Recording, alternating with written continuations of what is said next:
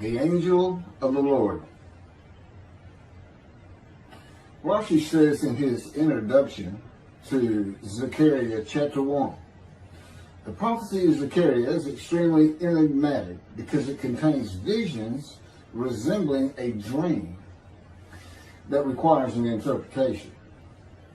We cannot ascertain the truth of this interpretation until the teacher of righteousness comes. Nonetheless, I will put my heart to recounseling the verses one by one, according to the interpretations that resemble it, and follow the interpretation of Jonathan. This is God's test for the Jewish people, in particular the Jewish leaders. God's test of who the descendant of David is. The man described in Isaiah 53, the teacher of righteousness. That's who Rashi, known as one of the first rabbis to say that Isaiah 53 described the people, the Jewish people, as the patriarch Israel. Then here he is in Zechariah saying, we got to have to know the truth of at least chapter 1 of Zechariah, to know its truth, because we can't do it. And no Jewish man, religious, academic, commentator, or otherwise, has ever had the answer to this. And yet this video is going to give it to you. Why? I'm a teacher of righteousness.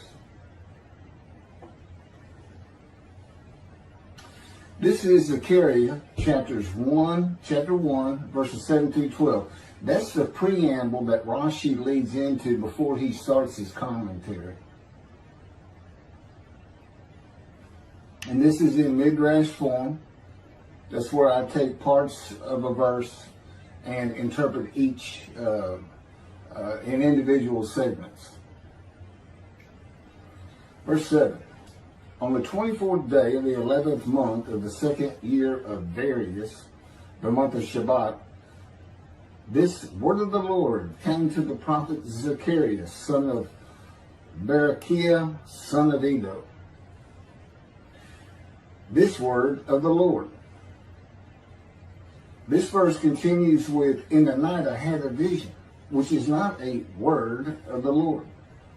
The word of the Lord coming to Zechariah means the messenger of the words of God has come to Zechariah, who is the angel of God's presence, and the word of the Lord. Literally, that's his name.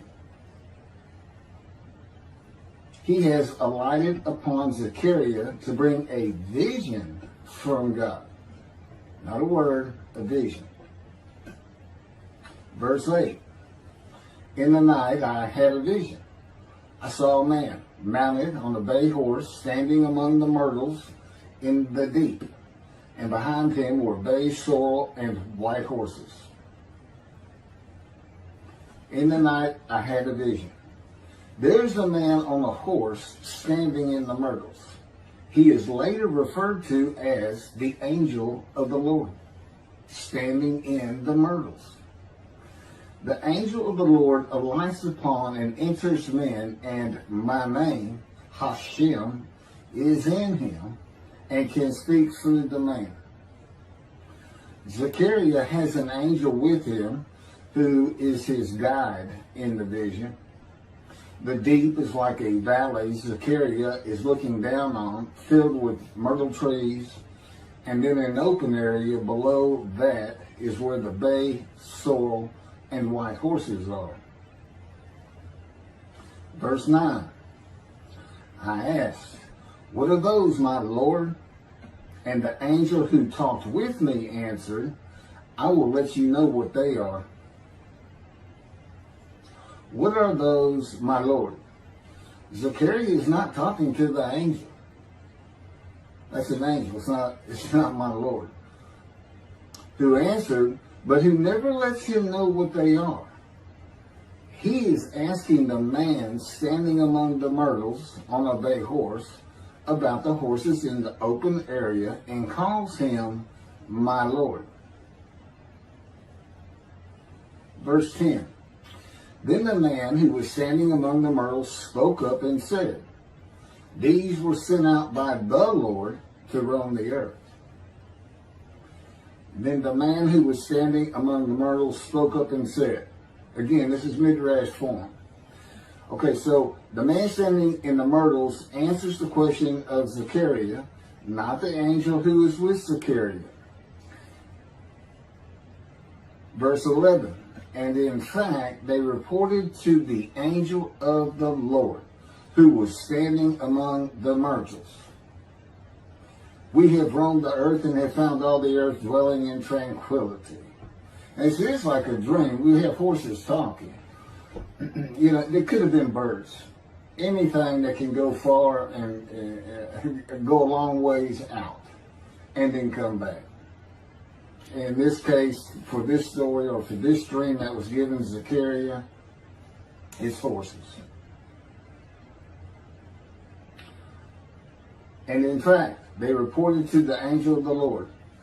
They who reported are the horses who have gone to and fro throughout the earth, and they spoke the report to the angel of the Lord, who was standing among the myrtles. The angel of the Lord, who was standing among the myrtles, has alighted upon and entered the man standing amongst the myrtles. The angel of the Lord is using this man as his visible presence. You cannot see the angel of the Lord. Just as he once used a burning bush for his visible presence, and God spoke through him to Moses. Not just as his visible presence, he also used the man to say, these were sent out by the Lord to roam the earth. In other words, it sounded like the answer was coming from this man. But it's coming from the angel of the Lord, and God is in that angel, his presence. Because that's the angel of his presence. You can find that in Isaiah chapter 63. I don't recall the verse. I never see anything on the angel of his presence. Wherever God's presence is, the presence that enters the temple, I never hear any mention of the angel that has to be with him. Why? It's the angel of his presence. Who is the angel of the Lord. Yeah, I believe, and I'm not certain about this, but I've heard it at least one or two times, and that is Christianity believes the angel of the Lord is Jesus Christ. Thereupon the angel of the Lord exclaimed, O Lord of hosts, how long will you withhold pardon from Jerusalem and the towns of Judah, which you placed under a curse 70 years ago? Thereupon the angel of the Lord exclaimed. Okay, so the angel of the Lord exclaimed through the man. Zechariah heard the words come from the man standing in the myrtles. It is the only way Zechariah could have heard the words. The angel of the Lord can only speak to the man he has alighted upon. Ezekiel describes this as, a spirit entered into me and set me upon my feet, and I heard what was being spoken to me. O Lord of hosts, how long will you withhold pardon from Jerusalem and the towns of Judah, which you placed under a curse 70 years ago? The following verses are from the book of Isaiah regarding this curse. Isaiah chapter 43, verse 2. So I profaned the holy princes. I abandoned Jacob to proscription and Israel to mockery. That, of course, is God speaking. The profaning of the holy princesses is God's prophecy of the banishment of King Jeconiah and all his offspring from ever ruling over Judah and Jerusalem again. The line of the kings of Judah ended. The line described king by king in the first book of the New Testament of Christianity. the line of Jesus. The abandonment and mockery are God's prophecy that the northern kingdom and the southern kingdom of the Israelites would be defeated and deported from the promised land. Isaiah witnessed the deportation of the northern kingdom, but the deportations of the southern kingdom were many years after his death. This is chapter 43, verses 5 through 7.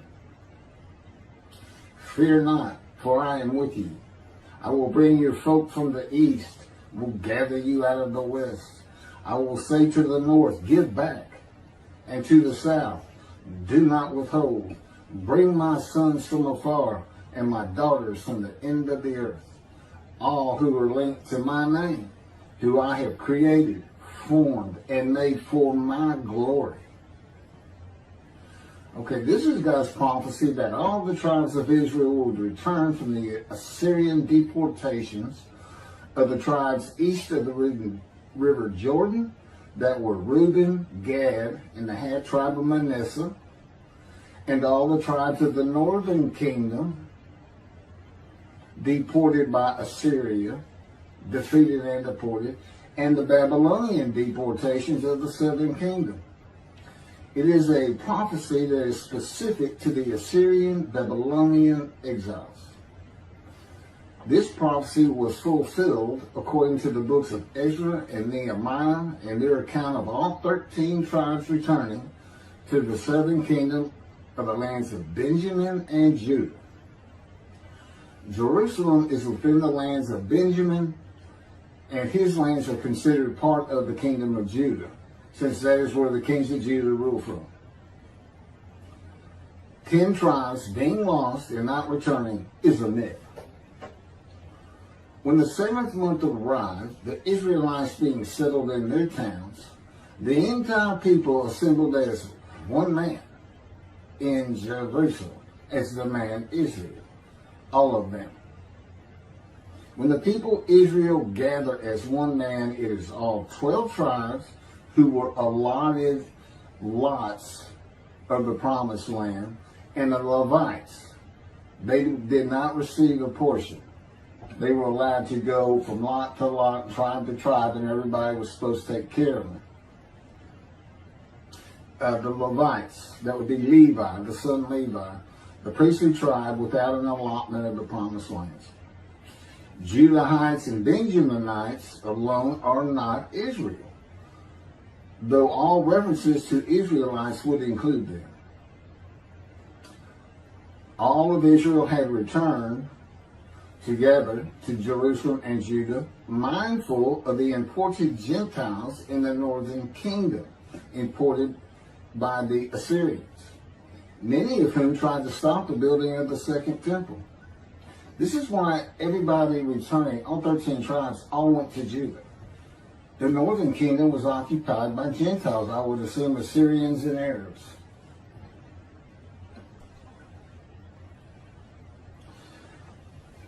This is 1 Chronicles chapter 9, verses 2 and 3.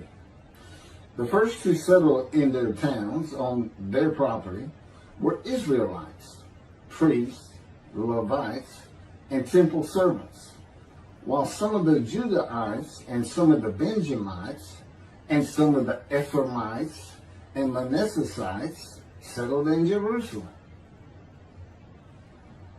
That would be Ephraim and Manasseh. Manasseh was such a large tribe, it had to be broken in. It was broken in two. Half of it set up, their allotment was east of the river Jordan by about where Edom would be. And well, that was the tribe of Gad. Not Edom, Gilead, where the Tishbite, Elijah, the Gentile, was an inhabitant. Ramoth Gilead. Manassites, Ephraimites, and Judahites were the tribes with the largest allotment of the lands of Abraham, and Jerusalem is in the lands of the Benjamites. Those are who just got mentioned. The three largest lot owners. Okay, Benjamin, that's where Jerusalem is. He's important. And of course the priests, the Levites. So Ephraim and Manasseh were not lost tribes, as many believe from writings outside of the Bible. There never were lost tribes according to the Bible. Okay, so all 13 tribes returned and settled in new towns. The accounts of the deportations indicate there was not much left of the old towns. There is no account of how the new towns were settled, though it is unlikely it was based on prior ownership. The exile lasted too long for the deported owners to still be alive, and the tribes of the northern kingdom had to build new towns to live in. It also says the Levites settled in on their lands. So everybody had to pick and choose, and I'm sure the strong and wealthy got the best places, and again, many just settled in Jerusalem. Okay, this is Isaiah chapter 43, verse 14. Thus said the Lord, your Redeemer, the Holy One of Israel, for your sake I send to Babylon. I will bring down all her bars, and the Chaldeans shall raise their voice in lamentation. This is God's prophecy that Assyria would be conquered by the Babylonians, who were defeated by the Chaldeans. But they actually go back and forth and actually became somewhat intermingled, Chaldeans and Babylonians. And that he would raise up the Gentile anointed king Cyrus of Persia to conquer them, to clear the way for all the tribes to return. That's how he cleared the way to the desert, or made rivers for them. Basically, he got Cyrus to release them.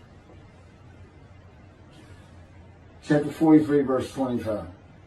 And I never hear anything about this. It is I who, for my own sake, wipe your transgressions away and remember your sins no more. Okay, this is God doing, and he says this, something new. I'm going to do something new for the Israelites. This story repeats with the new covenant that includes sin forgiveness of the Jewish people that arise with Elijah and the angel of the covenant after the exiles of the Roman dispersal return to the land of Israel in a time to come. That's in Jeremiah chapter 31.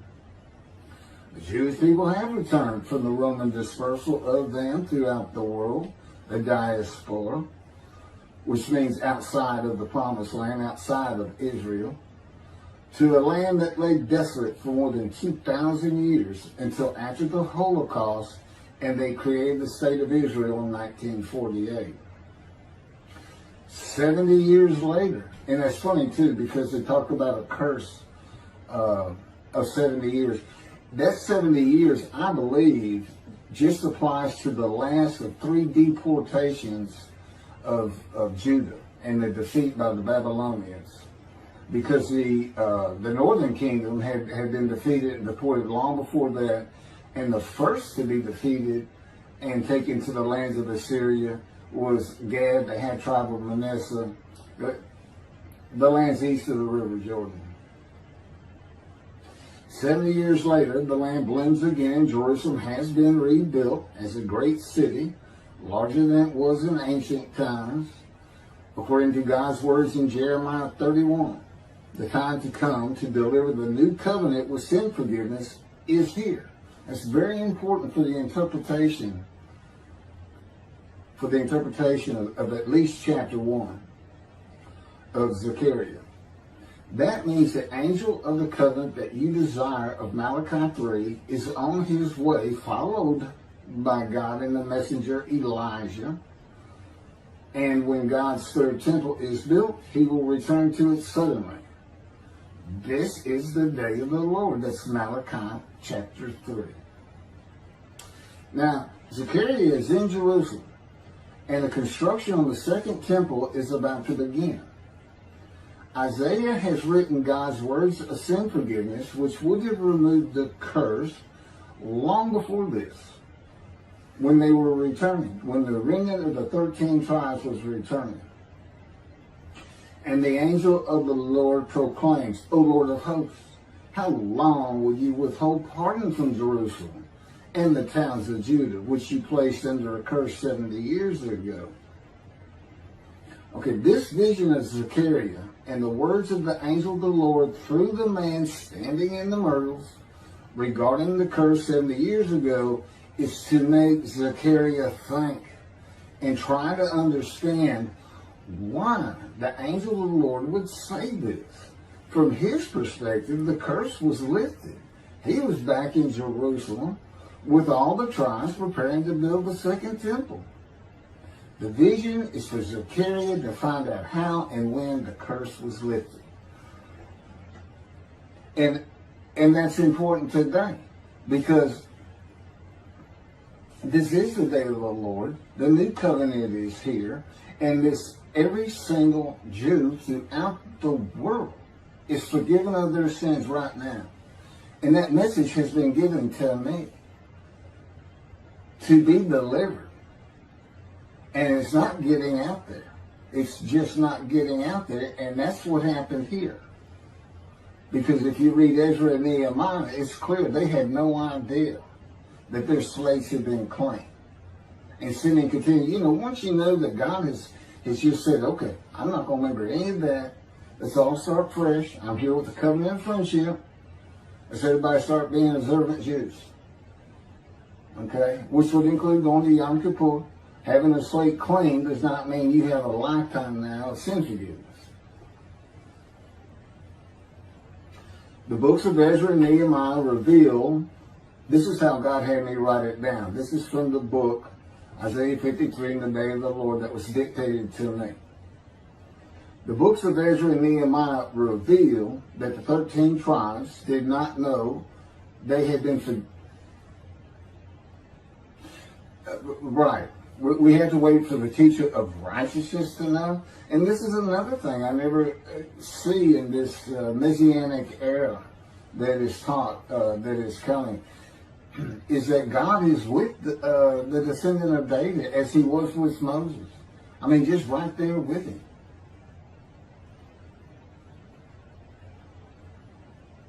The books of Ezra and Nehemiah reveal that the 13 tribes did not know they had been forgiven of their sins to be a holy seed in the building of the second temple. If people know they have been forgiven and have a clean slate from past transgressions against God and his laws, they are more likely to stop their sinful ways and abide by his laws in the future. The scroll of Isaiah needs to be found and interpreted by Zechariah and the religious leaders so they will know of God's forgiveness of their sins. God will be returning before the temple is built. That will be the third temple, to test the devotion of his righteous servant and make him suitable for his purpose, which might prosper. That includes the building of the third temple. This would begin when his spirit alights upon the anointed one, Moshiach. His presence with his righteous servant will be necessary for the temple to be rebuilt. Islam will not freely hand over their third most holy site to Israel and abandon the Dome of the Rock Mosque, a mosque that sits on the Temple Mount purchased by King David for God, the most holy site of the Jewish people. With God is the angel of his presence who is already on the way. You want me to skip that? Okay, this has been covered in other videos more than once.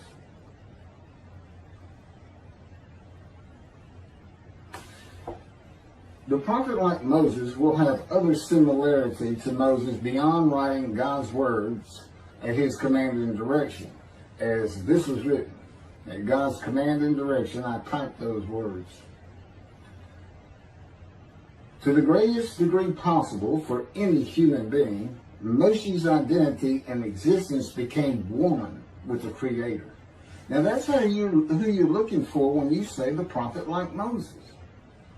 It's not Joshua. I've heard that one. Which is, you know, it says right there on that page, there's never been another prophet like Moses. Well, his attendant Joshua standing right there. If that's, anyway. Moshe's identity and existence became one with the Creator. I don't think you can say that of Joshua. I don't think you can say that of any man until the Spirit of God alights upon him in chapter 11 of Isaiah. He surrendered himself to God to the extent that our sages say the Shekinah, divine presence, which is the angel of his presence, who is the Holy Spirit. He's an angel, and his body is not human form with wings. His body is the Spirit of God. Wherever God is, his Spirit is. Wherever his presence is, the angel of his presence is. They're always together. So when they alight upon a man and say, okay, we have tasks for you, that man immediately becomes a man in divine beings. And that's the Shekinah. That's the Spirit of God and the presence of God entering into the temple, which would include the angel of his presence. The Shekinah spoke through Moshe's throat. As I have mentioned, God can speak through me. You're only going to know it, just like with the man standing in the myrtles, by the words that are spoken. Okay? Because it's my voice. But it's not me. You know, I can tell the difference. You can't, other than those would be how God would state it. And you can, if you watch closer, you can see it happen in all these videos. I mean, for the most part. Where God just, you know, it just throws out a sentence or two. And I just keep going, you know. I let him get done, and I just pick up from there. We've been working on this for over 13 years. That's from the Zohar, Volume 3, page 232A. And then it says, i.e., he was God's veritable mouthpiece on this earth. That's from the Sefer Hashikos, 5749, Volume 1, page 290, and a footnote. The prophet, like Moses, will also have the answer to these questions.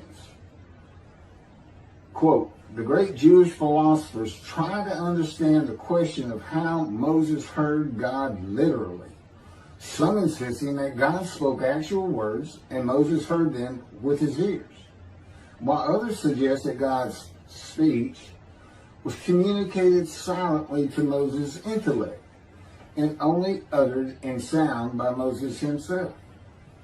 Maimonides, Rambam, even as he affirmed the communication between God and Moses as a fundamental Jewish belief, ultimately conceded the mysteriousness of that process. The entire Torah reached Moses from God in a manner which is figuratively described as speech, but no one has ever known how that took place except Moses himself, whom that speech reached. That's commentary on the Mishnah, Sanhedrin, chapter 1. Well, I have the answers, and I've been telling you the answers. God is in his Spirit.